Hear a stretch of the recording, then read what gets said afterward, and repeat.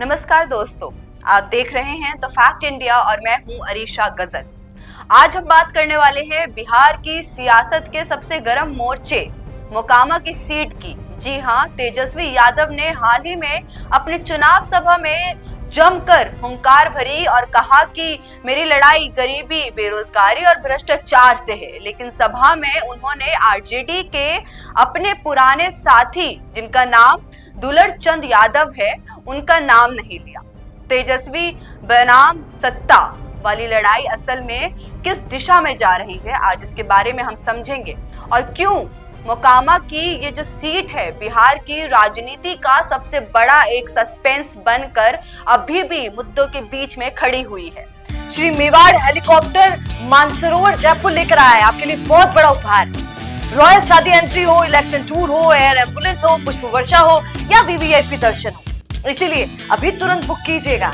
तेजस्वी यादव मोकामा में चुनावी सभा को संबोधित कर रहे थे। वहां पर पहुंचकर भीड़ जबरदस्त इकट्ठा हो चुकी थी, लोगों के अंदर जोश दिख रहा था और ऐसा कि मंच के आगे जो है सिर्फ झंडे की जो समुंदर है वो दिखाई दे रहा था। तेजस्वी बोले मंच पर से कि मेरी लड़ाई गरीबी, बेरोजगारी, महंगाई, अपराधियों और भ्रष्टाचारियों के खिलाफ है। मतलब तो साफ झलकता है उनकी स्पीच से कि जो टोन था उसकी वजह से वो बिहार के युवाओं और जनता के लिए विकास वर्सेस भ्रष्टाचार की बात कर रहे थे।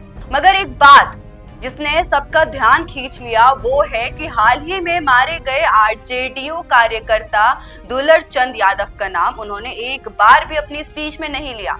यानी मंच से एक चुप्पी था जो कि बहुत ज्यादा एक शोर भी बना रहा था। अब जरा बैकग्राउंड को समझते हैं, क्यों मोकामा की लड़ाई सिर्फ विकास की बात नहीं करी गई।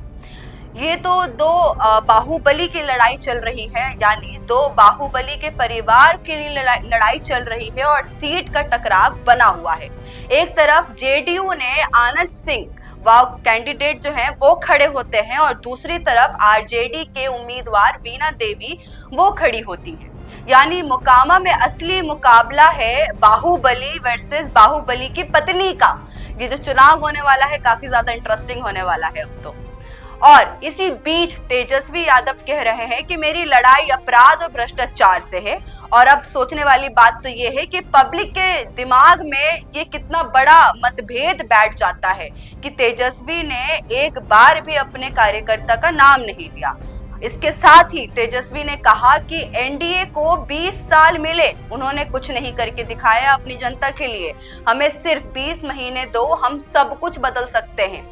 उनका कहना था कि हमने 17 महीने में 5 लाख नौकरियां दी। नीतीश कुमार कहते थे कि इन सब चीजों के लिए पैसे जो है वो कहां से लाओगे, तो हमने वो करके भी दिखा दिया।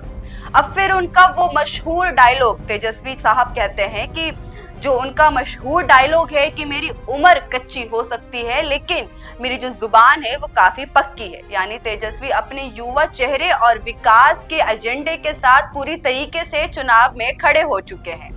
अब अगर बिहार की पॉलिटिक्स का बैकग्राउंड अगर हम देखते हैं और समझते हैं तो ये जो लड़ाई है सिर्फ और सिर्फ सीट के लिए नहीं है दोस्तों, भविष्य यानी जो बिहार का फ्यूचर है उसके लिए भी है। क्योंकि इसी चुनाव से पता चल जाएगा कि बिहार का जो फ्यूचर है वो किस दिशा में जा रहा है। बिहार में पिछले 2 दशकों से एनडीए वर्सेस आरजेडी का जो रेस है वो चल रहा है।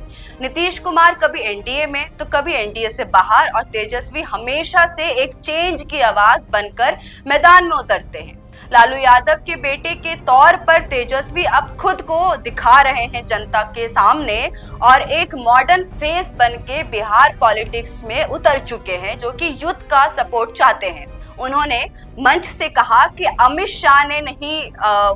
शाह से नहीं डरते हैं, मैं लालू यादव का बेटा हूं, इसीलिए मैं आज अमित शाह से नहीं डरता हूं। और एक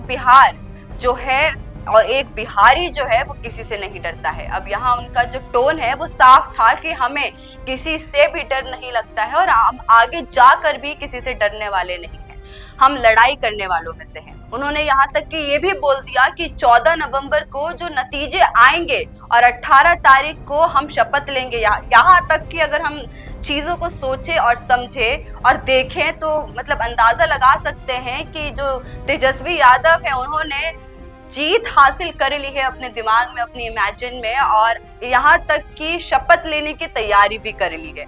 मतलब कि शपथ की जो तारीख है वो भी उन लोगों ने खुद ही तय कर लिया है। और अब सवाल उठता है कि क्या तेजस्वी की ये जो विकास और युवाओं वाली पॉलिटिक्स है ये सच में उनको जिता पाएगी, या फिर बाहुबली की जो पॉलिटिक्स बोली जा रही है वो जीतेंगे? आपको क्या लगता है नीचे कमेंट सेक्शन में जरूर बताइएगा। जाते जाते इस वीडियो को लाइक करना मत भूलिएगा और सब्सक्राइब करिए द फैक्ट इंडिया। बिजनेस अच्छा हो सकता है, लेकिन अगर नाम नहीं दिखा तो पहचान कैसे बनेगी? अब टेंशन छोड़िए, द फैक्ट इंडिया आपके बिजनेस को देगा वो पहचान जो पूरे राजस्थान में हर किसी तक पहुंचे। न्यूज चैनल पर विज्ञापन, पॉडकास्ट और प्रमोशन के जरिए आप सीधे 5 लाख सब्सक्राइबर और 10 करोड़ से ज्यादा व्यूज तक अपनी पहुंच बना सकते हैं। तो देर किस बात की, आज ही द फैक्ट इंडिया से जुड़िए और अपने बिजनेस को बनाइए हर घर का नाम।